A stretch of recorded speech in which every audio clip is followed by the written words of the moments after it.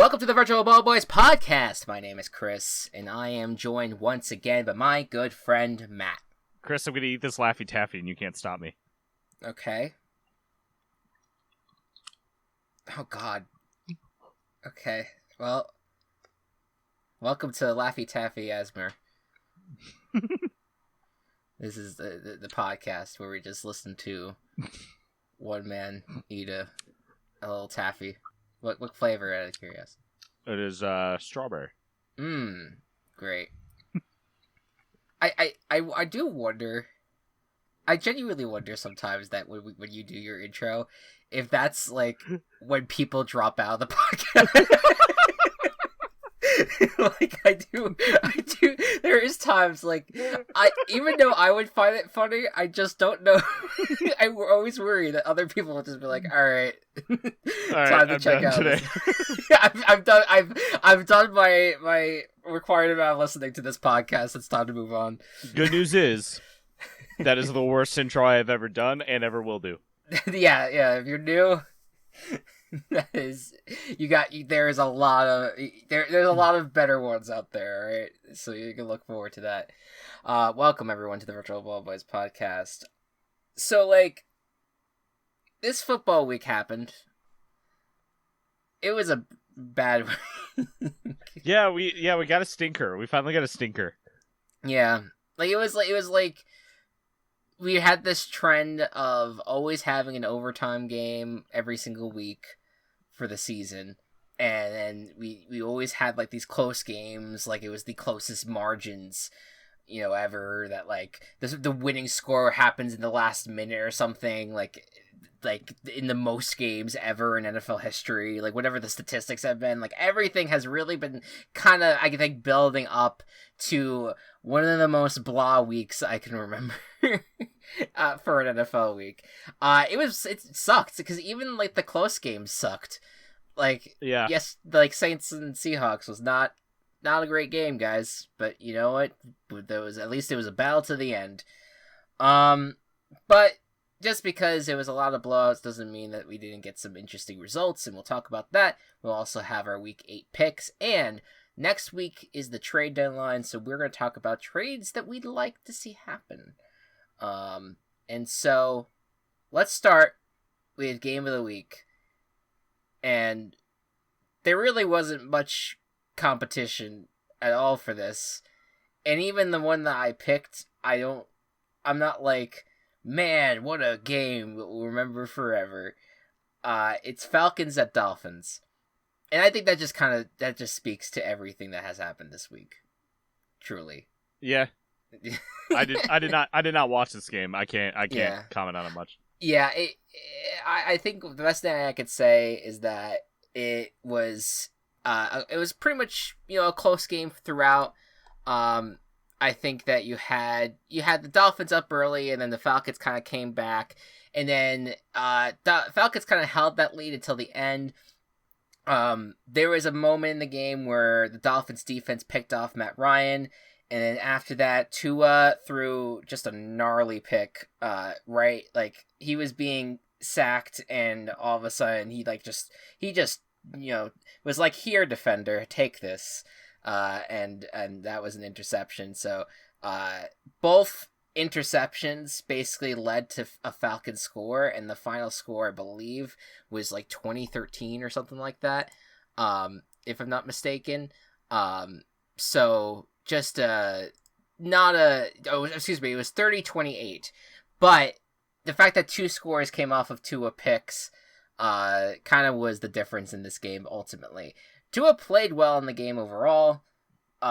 Just the turnovers is what kind of killed them.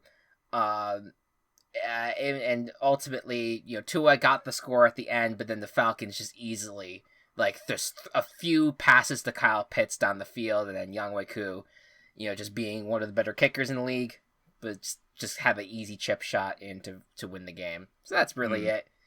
So that was the exciting game of the week, and the only exciting game of the week. Then you have blowout of the week, and there's quite a few contenders here, folks. But we have to go with the one that with the team that got 50 dropped on them. It's Jets at Patriots.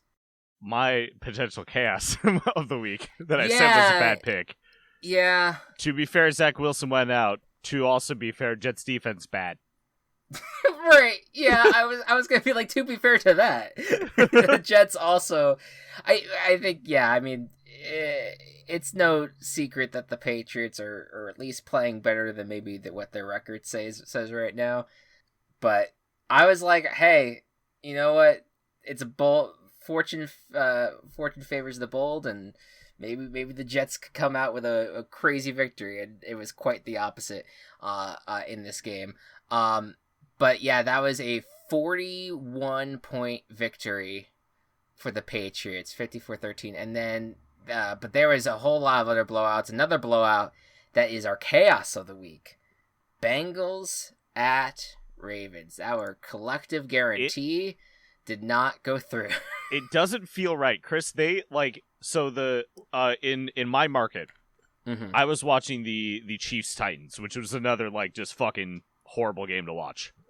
With about 4 minutes left, they switched over to Bengals Ravens because of how bad they were just like, hey, we know who's gonna win this game. Let's go over to the other one, and it was still a fucking blowout.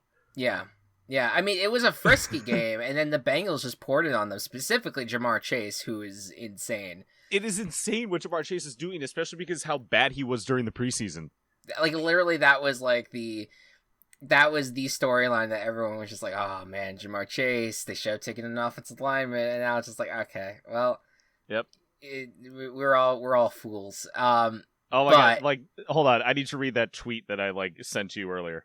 This idiotic tweet about how they shouldn't have chosen Jamar Chase, and then keep doubling down on it despite he just saying information he'd already said. I don't know. It was so stupid. Jamar Chase is a good player. They did a good job. The Bengals are one of the best teams in the league right now, and you can't take that away from them. You can't. I think that there was, even as good as he was maybe a few weeks ago, maybe you could still say well, yeah, but you still kind of need to protect him. But now it's kind of reaching the point where it's just well, Joe Burrow is playing very well. The offensive line has not hindered at all. And Jamar it has not hurt them, that's for sure, at least right now. And then Jamar Chase is I mean, you could make the argument that he is the best wide receiver in the league despite being a rookie. But I mean, that's there's still other candidates for that, but still he is just playing out of his mind, and so much credit goes to them. It is very weird that your top 3 seeds in the AFC are the Bengals, Titans, Raiders. That is a weird world that we live in at the moment. Wow. Yep. And then the Bills are the 4 seed right now. That is wild. That is insane. I like that. That just makes this season so wild to look at. Yeah.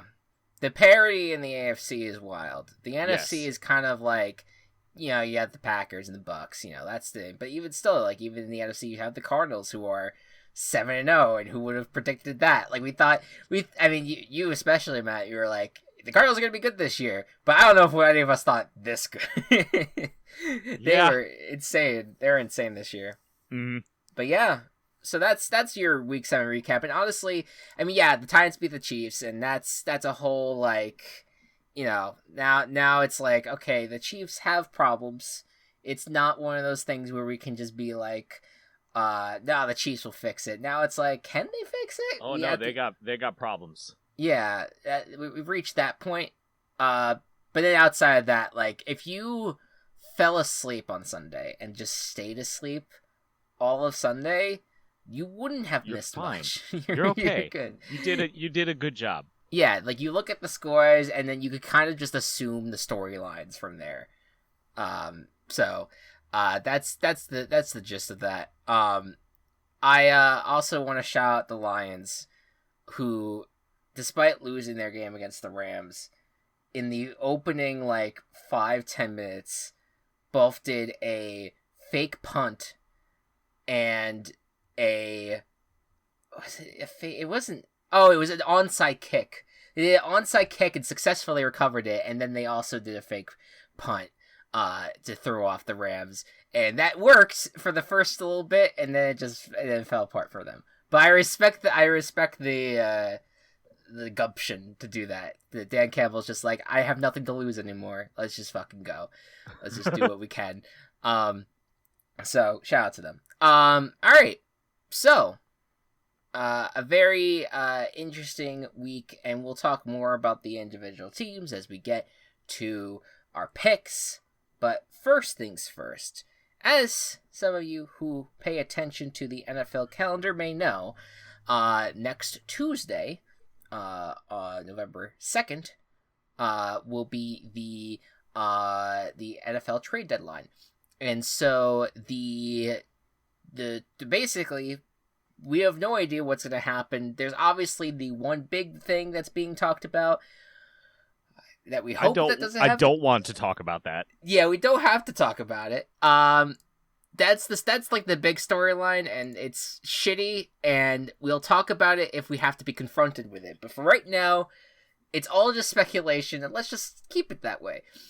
But we're going to talk about the trades that we want to see. We want to take a positive spin on this. We want to see what trades what would excite us as football fans, what would excite us as fans of our own individual teams, what would just be good for those teams, what do we want to see out of the trade deadline. Matt, you get us started. All right, so I want to start out with a player who I hold very near and dear to my heart. This is a as much as it would hurt for me, this would be something that I just want to happen so that he can be happy. I want to see Allen Robinson traded to the Raiders. I was trying to think what team would best fit him in terms of a team that really truly needs like an elite wide receiver and one that would be a contender. And I think the Raiders fit that bill more than any other team that I would like currently see. It would either be the Raiders or it would be the Browns. Yeah, that would make a whole lot of sense. There needs to, I think the Browns, it would be tough with the Browns because I think that you do have Landry back now for the team. Right. And I don't know if Allen Robinson, if he is dictating any of these trade elements, like I wonder if he would try to be like, hey, I want to be the primary wide receiver for a football team. I'd be curious if I think maybe with the Raiders, obviously they do have a good set of weapons there, but he has the talent where he could end up being a number one, I think, with LA or Las Vegas. LV, rather. Yeah. LV, yeah. Yeah. No, totally. I think that I would want to see him there, and I think that would help out their offense a lot. 100%. And I mean, it's not even like that offense has been clicking even without the need for that, but I think you throw that in there, and that would be a huge boost for them. And Derek Carr, who's already playing like insane football, pretty well, pretty good at football. He's pretty good at football right now. Like that would be great for him. I think that would be a really, really cool connection to see happen. I'm gonna go. I want to see where I want to start with this. I'm gonna start on the defensive side of the ball, and this player in particular is right now on a struggling team, and he's kind of getting frustrated with said team. That team could just fire their defensive coordinator, and so that way, in order to kind of like stop them from being annoyed. But I also could see if they want to just phone it in for this season, get some value for a guy that has in the past shown that could be a big game wrecker. Was a big reason why they won the Super Bowl a few seasons back. I'm going to send Fletcher Cox to the Los Angeles Chargers, who is currently last in their run defense. And I think that with as many like pretty solid starters that they have on their defense already, adding Fletcher Cox to maybe kind of stop the run game a bit, I think is going to go a long way to helping them kind of get back into this, get back on their feet a little bit after their blowout loss to the Ravens. I like it. I like it a lot. Yeah. All right, I've got another one. Yes. Mine is also defensive. Yeah. For some reason, the Ravens played really well defensively against the Chargers, but haven't really been playing defensively well against anyone else. Yes. So let's get them some defensive help in the secondary. And I think one player that is like kind of primed to be traded right now is Kyle Fuller from the Broncos. Ooh, okay. And I really kind of want to see him on a team that I like again. Yeah. So would they move on from him at this point? The Broncos, I don't know. I've just heard I've heard that that he's just a likely name to be traded. Yeah, no, that could definitely happen. I mean, yes, and also the Broncos have lost 4 straight, so it's like, yeah, they're not going anywhere. Yeah, like, really, you have to hope for the best here, and they have a pretty deep secondary overall that they could afford that hit. I like it. I think that they, especially with having missed Marcus Peters this year and other situations with the Ravens overall, like I think Kyle Fuller would be perfect for that. Let's go to Jacksonville real quick, because they're coming off of their win in London, but they're not a team that's going anywhere. And I don't think this player would be traded because of what he has done for the team, and they might want to use him still. But I could see them, if the right offer comes to them, I think that they might be willing to part with him, considering that they have someone else behind him. I'm going to say James Robinson gets traded to the Buffalo Bills to end up enhancing that run game. I like it. Yeah, I was not even considering James Robinson for that, just because I felt like him like being that kind of young talent versus like a win now thing, but I like it. Yeah, I mean, I do think that they should keep him, and I think that that's what they will end up doing. But I also think Urban Meyer has made some questionable decisions, and one of the, just to say the least, and one of the minor ones was, taking Travis Etienne even though they have a James Robinson already there. I could see Urban Meyer doubling down and being like, I want Etienne to ultimately, when he comes back from his injury, to be our successor. Let's get value for James Robinson right now, because we know the Bills could end up forking over some good value to get their running game going in some capacity. That's probably won't happen, but I think I would like to see the Bills running game kind of get back into being what it used to be maybe a few years back. Yeah, I can definitely see that. Your last trade.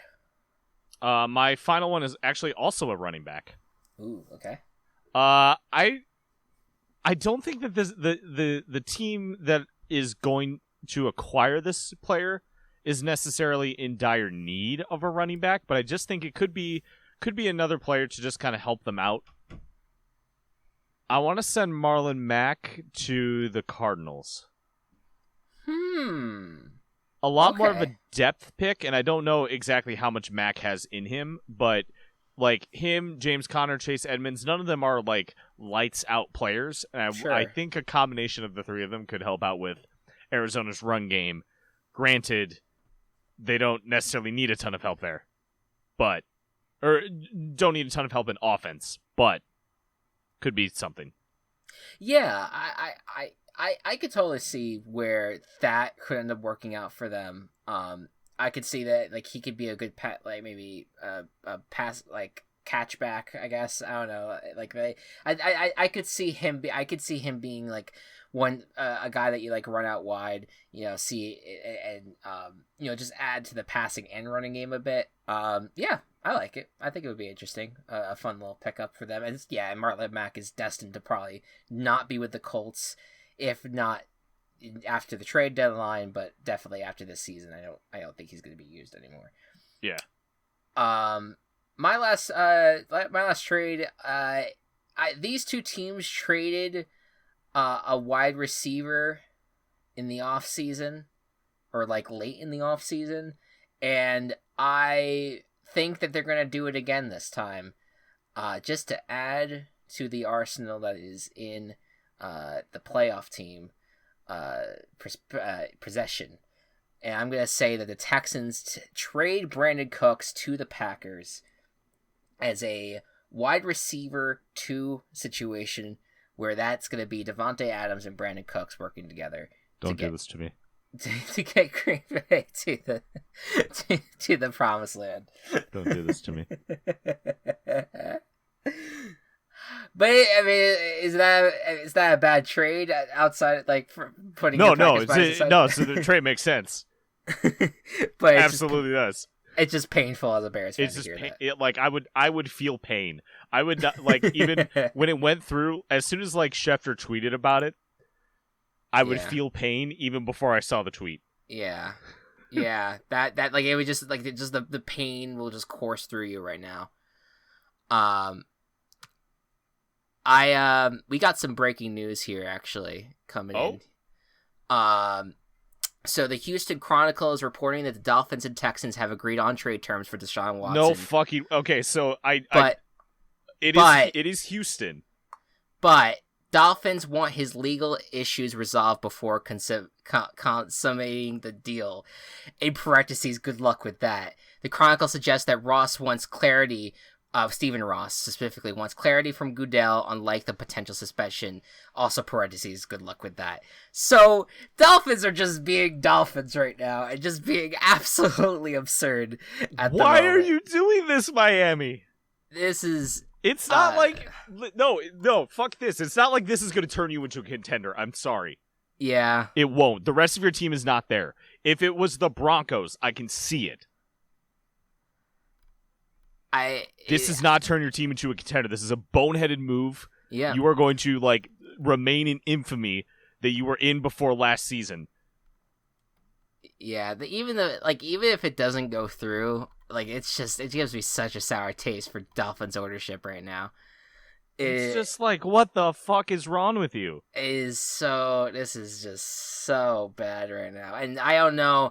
We'll see. Like, that's just a report from the Houston Chronicle. John McClain is, if there's anyone who knows the Houston Texans, it's him. But anything can happen. Things can fall through. So this is not a fully guaranteed thing. But that when I just saw that they agreed to terms, oh god. But yeah, what legal issues are going to be resolved between now and next Tuesday? I mean, come on. Like, it is insane. Just the logic doesn't make any sense. It's ridiculous.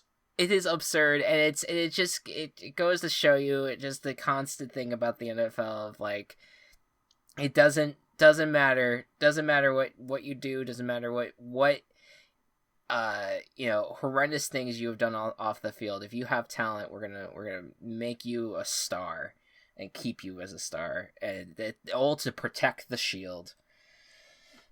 We'll talk more about it, I'm sure, if it happens. But that is the news as of right now. We are going to get to our picks, but before we do that, let me tell you about our sponsors. It has been 2 years since we started Team Chaos Productions, and we would not be where we are today without the help of Anchor. You've heard us talk about it all the time, but let me remind you, this completely free platform gives creators the tools that allow you to record and edit your podcast from your computer or phone. Once done, Anchor will distribute your podcast to Spotify, Apple Podcasts, and many more so you don't have to. You can also make some money on the episodes with no minimum listenership. It's everything you'd ever want in a podcasting platform, so download the free Anchor app or go to anchor.fm to get started. Happy podcasting. Hey, you. Me? Yeah, you. Come here. All right.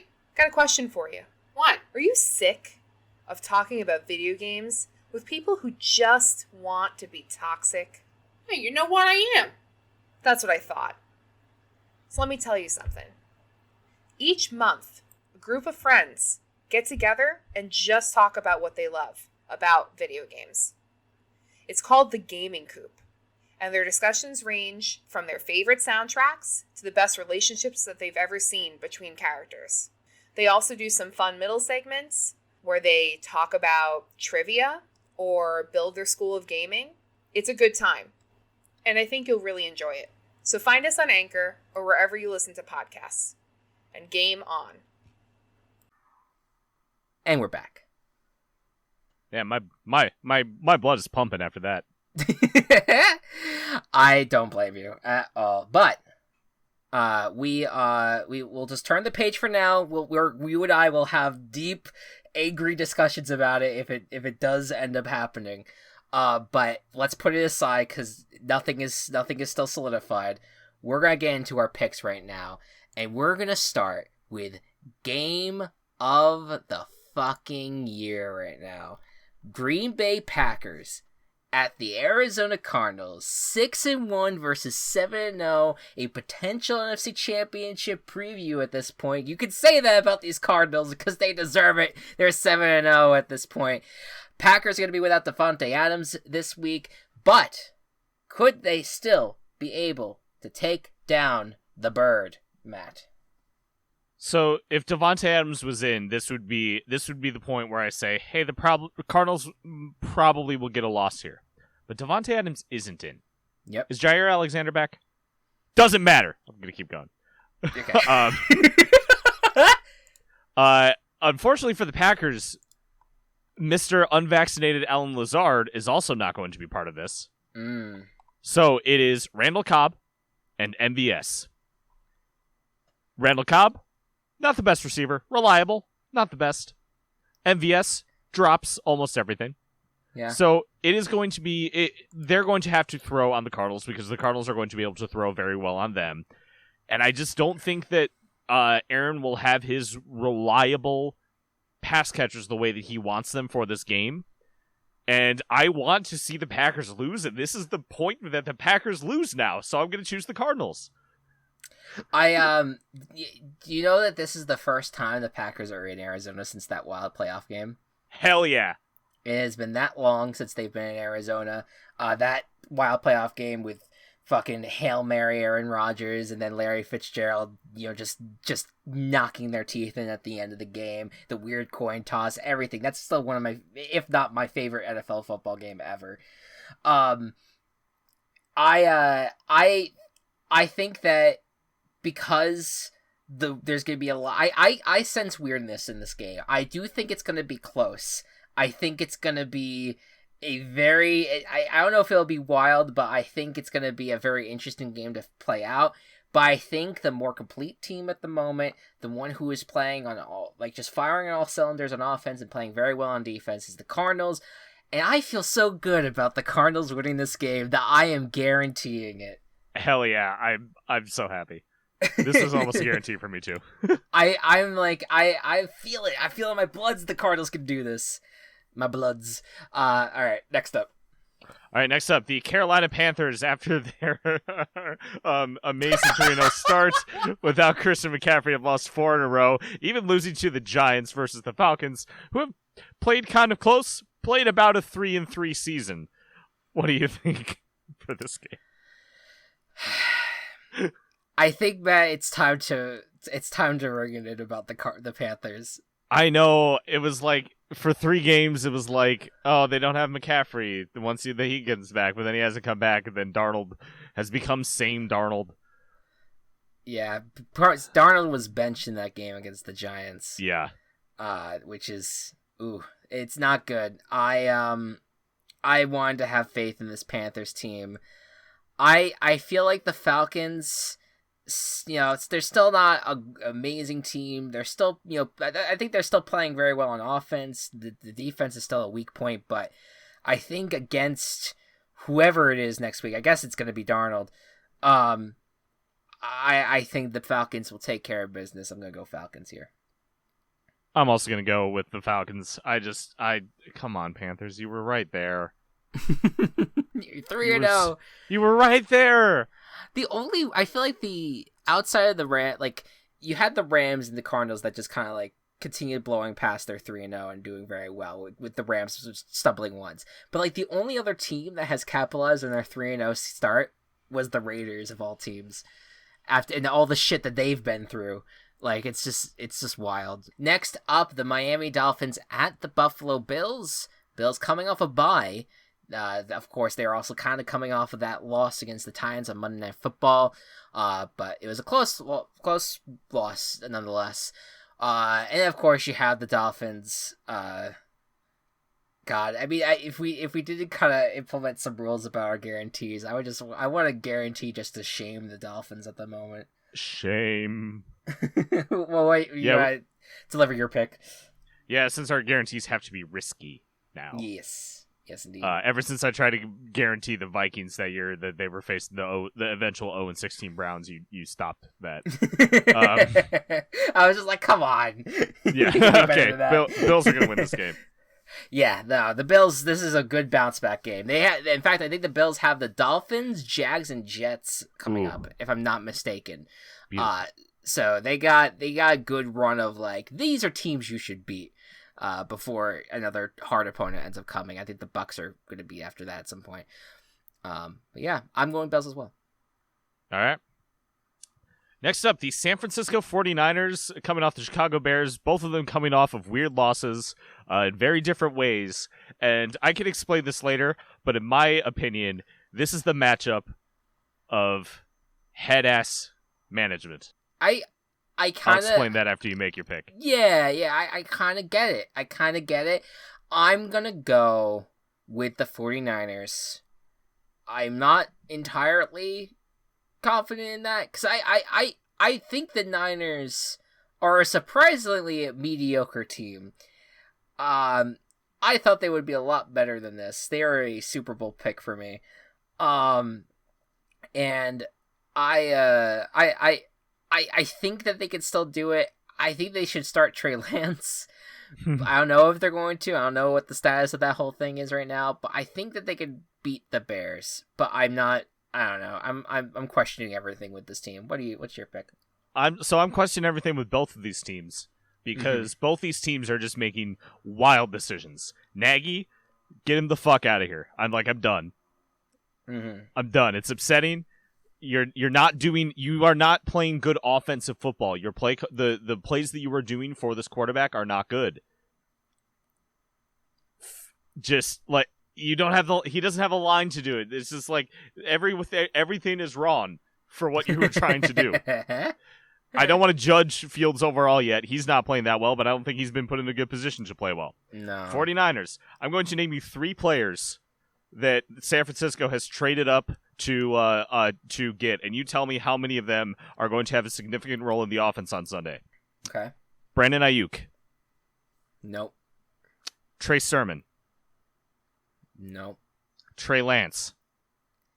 Hopefully?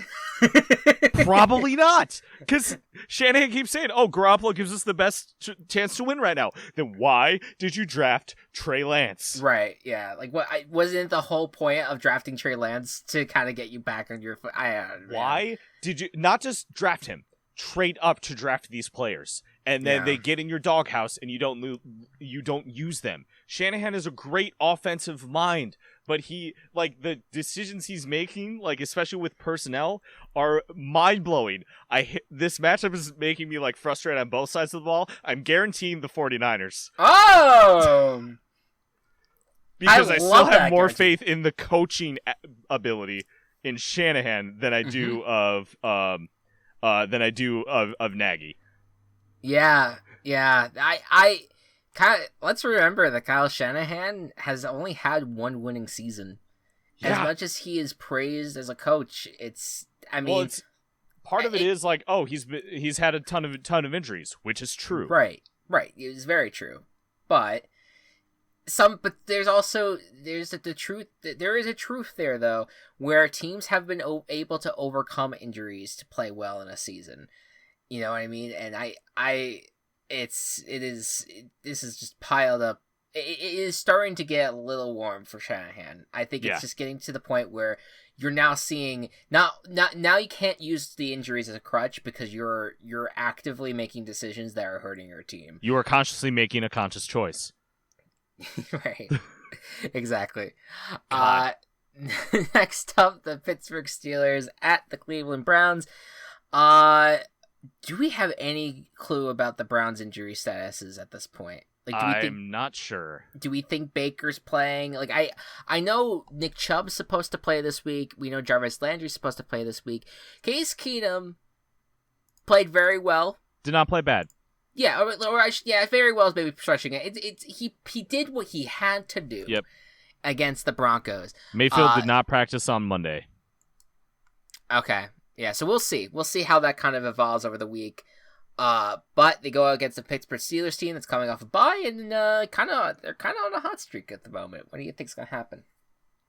I still feel confident about the Browns just because I don't trust the Steelers defense at all, or Steelers offense at all. And compared to how the Browns played the Broncos, I think it will be relatively similar. Okay. And especially having Nick Chubb back, Dearness Johnson played great, but Keenum getting another week and having Chubb and Johnson, I think will be Chubb Johnson.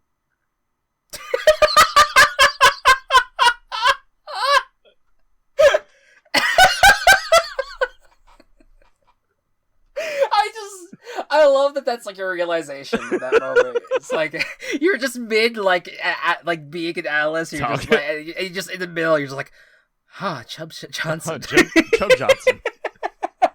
I'm picking the Browns. I'm gonna defer. I'm gonna go with the Steelers. I am a little worried about this Browns team in this status. They overcame the Broncos, and I'll give them credit, but I feel like the Steelers defense is a different monster, and I just worry that especially if Case Keenum is playing, I just feel like there's just this room for the Steelers to I think overwhelm an offense that is kind of injured a bit right now. And so I'm gonna go with them. I have another. This could be a chaos for me, but I think I have another pick that I think might be a better chaos. Okay. But I'm gonna just throwing it out there. But right now, I'm just picking the Steelers straight up. Okay.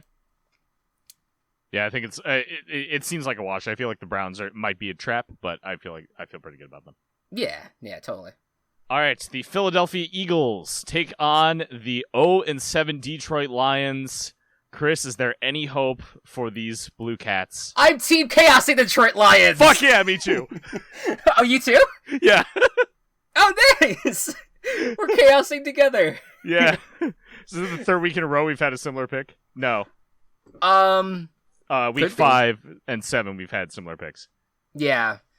Yeah. I'm with you on this because I'm just feel like this Lions team is due for something. They've had a tough draw a little bit with some of their teams. There's also teams they probably should have beaten and they didn't. But I just feel like right now with the way that the Eagles are just starting to tumble and things are starting to kind of fall apart a bit for them, I feel like the Lions are due for something to go their way. It's at home. Dan Campbell needs to have like the mentality that he had at the start of the Rams game where he's just like nothing left to lose. Let's just throw the playbook at these motherfuckers. Let's just get a victory. Let's get in the win column for once. And I think the Eagles are a perfect team to do it against. What's your rationale for it? Pretty much the same thing. Like the fact that they are so close to so many good teams, you're facing a bad team now. Yeah. So this is your opportunity. Show us, friend. Show us, please. Detroit. Next up, the Tennessee Titans at the Indianapolis Colts. They might as well be the Eagles of the fucking Midwest. The Tennessee Titans, they're on a roll. They've just beat the two teams that participated in the AFC Championship game last year, and Derrick Henry is just having a good old time. As a potential MVP candidate. Now the Colts, they've also won 2 in a row. Granted against teams that aren't the Bills and Chiefs. Yeah. But this is going to be a big boy matchup for the AFC South, and I couldn't believe it. This is already the second game between these two teams. I did not for some reason I did not. So this is, if the Titans win, it is almost a 99% chance they're winning this division, barring some sort of complete collapse. What do you think's going to happen?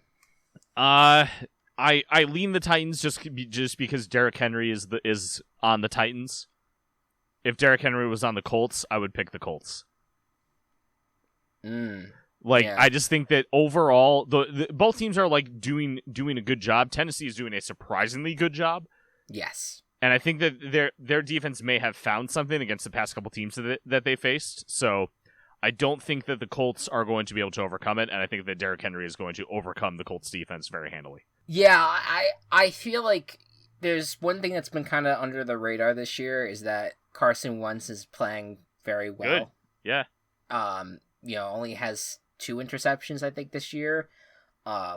He's one of them was on Monday night and it was egregious, don't get me wrong, but I do think that the Colts are going to start becoming one of those, like, all right, they might end up being a wild card team. They might kind of end up getting themselves out of the hole that they kind of started in. They had a really tough draw with a really tough schedule, so this could be a starting point where they could launch themselves maybe even into an AFC South contention or championship. But I don't want to pick against the Titans right now. I feel like they're on this hot streak, and I feel like they deserve the benefit of the doubt through these past 2 weeks in the way that they handled those 2 games. So I'm gonna go Titans. Yeah. Next up, the Cincinnati Bengals, AFC leaders, Cincinnati Bengals, take on the New York Jets. Jets are probably starting Joe Flacco. Yikes. How's the game going to go? I would be surprised if he... I mean, I guess he could start this week because he does know the playbook from his time with the Jets prior to that. But no... I don't know. I guess he could. I'm guessing that they might have Mike White go this week and then Joe Flacco, depending on how poorly Mike White plays this week. Also, I saw Rob has a podcast Twitter point to get, but I didn't know Mike White was a quarterback, and they used Mike White from the Survivor, that one Survivor season. I love one of my favorite one-time Survivor players, by the way. I love Mike White. Yeah, he's fantastic. But I'm gonna, regardless of whatever the quarterback situation is, it's the Bengals. This has to be a victory for them. Now you finally have gotten the world on your train, Bengals. You've done it. You beat the Ravens. Please don't blow it. Please don't blow it. Please don't blow it. We saw the Titans do that. We thought the Panthers were going to be the good cat team this year. It can be you this year. Just take the mantle. Don't fucking take the baton. Don't drop it. Yeah. So you're going Bengals? I'm going Bengals. Just making sure. Even okay. I wasn't sure by how you were saying it, but just kidding. It's the Bengals, dude. You can't be too careful. Yeah. No, I know. The Los Angeles Rams at the Houston Texans. The Rams continuing their roll. All right. They got that loss against the Cardinals, and they have not looked back on that. Meanwhile, the Houston Texans got that 1 win in week 1, and they're continuing to 2020 Jaguar it right now. Just rolling loss after loss after loss. What do you think's going to happen here? I think the Rams will be just fine here. Mm-hmm. I'm with you. I'm going to go Rams. All right. Next up, New England Patriots. Have the Patriots now technically scored the most points in one game this season? I believe so. I think that was the first 50 burger. Yeah. Okay. That's great. Will they be able to put 50 points up against the Chargers? They could. Because, again, what we talked about with the Chargers, their run defense is not great. But I will say that I don't know why I'm feeling like this, but I feel like the Chargers should bounce back. They had the week off to prepare for this game. They should be able to do it. I think they're a good enough team to take down the New England Patriots, so I'm going to go with them. Chargers.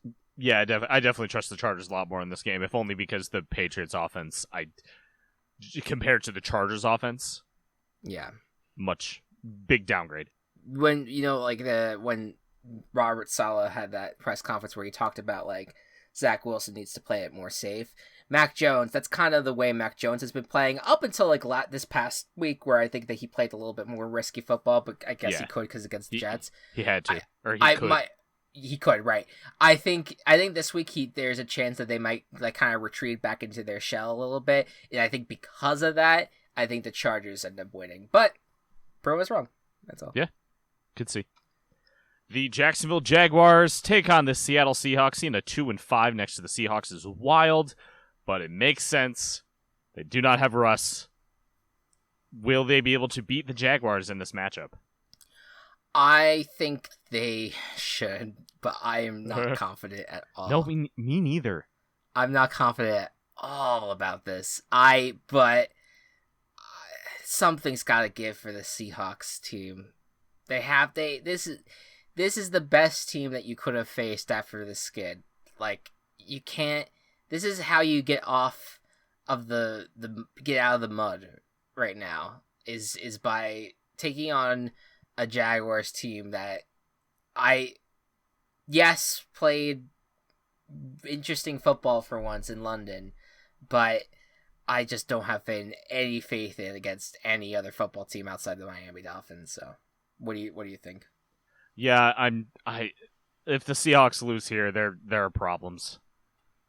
There are already problems, but there are much more noticeable problems. Yeah, 100%.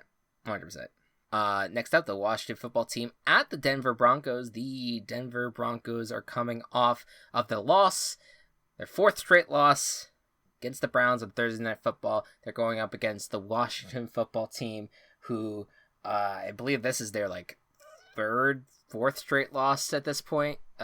Things are just not looking good for either of these teams right now, but one of them could get a win this week, barring a tie. What do you think's gonna happen? This is a personal coin flip for me. Okay. This is the one game where it's like, I really it could go either way. Well, I guess the Browns-Steelers also is kind of nearing that. I'm going to go with the Broncos just because I feel like potentially with Jeudy coming back, Jerry Jeudy, they'll be able to find something against this putrid Washington defense. Yeah. It is still a wild storyline about how much the Washington defense downgraded this year. And I didn't know about the Jerry Jeudy thing. That actually, I think, further cements the fact that I'm going with the Broncos here. All right. Next up, Tampa Bay Buccaneers at New Orleans Saints. Buccaneers, they just trounced the Bears. Saints played one of the ugliest games of football I've ever seen. How ugly will this game be? I think that this is the closest that you could get to something interesting happening with the NFC South if the Saints were to, toy with the Buccaneers a bit, but I just don't see it happening with this current iteration of the Saints. I think the Bucs are just on a roll and they're dominating teams, and I think that what's going to happen in this game, and the Saints swept the Bucs last year, so maybe Sean Payton might have some sort of game plan, but I don't know. Something about this team just feels different. I think the Bucs are going to take advantage of that. Yeah, the Bucs are firing on all cylinders, and I don't see Jameis doing enough to get the win. Yeah, so I'm picking them. Yeah, sounds good. Next up, the Dallas Cowboys at the Minnesota Vikings. Intriguing game. I agree. Minnesota Vikings are coming off a bye, right? Or yep. Did they play this last? Yeah, they are. Yeah, and so are the Dallas Cowboys. So both teams nice and rested up, and the Vikings are coming off of that overtime win over the Panthers, and the Cowboys, I believe, their last game was against the Patriots, and that was a close. But they ended up pulling it out at the end. What do you think's going to happen here? So this is a weird matchup. The obviously the Cowboys are the very clear favorites. They have an amazing offense, and some really great playmakers on defense. But with the Vikings, it was weird. At the start of the season when it was like, oh, they should have beaten the Cardinals. Oh, they should have beaten the Bengals. And now the Cardinals and the Bengals are currently the top two teams in each conference right now. Yep. So I think that the Vikings are just overall they are a better team than 3-3 are than 3-3, offensively and defensively. Yep. And weird shit can happen. I'm gonna go with the Vikings. Oh, not even a chaos. You're just gonna do it. I love it. I'm just gonna. Well, they had even a closer line than the Lions did. I think it was 2.5. Oh, I see. Okay. Yeah, this is definitely this is definitely a good pick by you, because I could totally see this happening. It's in their building. Weird shit can happen. I think about Mike McCarthy. I'm like, oh god, like that would be how the Vikings win too. Is some dumbass decision by Mike McCarthy. No, listen, it's gonna come down between Mike McCarthy's time management versus the Vikings missing a kick. Right. Yeah. That's essentially it. It's just gonna be just a wild game. I'm gonna go with the Cowboys. It's the safer pick, and I do have faith in the team, in like the players on the team at least. But I don't know, man. That your Vikings pick has now kind of like, it's kind of like worried me a bit, because I'm like, oh wait a minute, he might be onto something here. But I'm gonna go Cowboys. All right, and our Monday night matchup. Oh, I say oh, but then I look at it and go, oh. Because we have the Giants, who played really well against the Panthers defense last week, against the Chiefs, who are under 500 still and don't have like any signs of life right now. Do the Giants have a chance in this game, Chris? No. Oh, okay. I mean, like, I know I sense it. I sense it already. Like, anytime the Giants win, it's like everyone's wanting to throw a fucking parade for them. And it's like, oh man, they're gonna be the best team in the NFC. Just watch.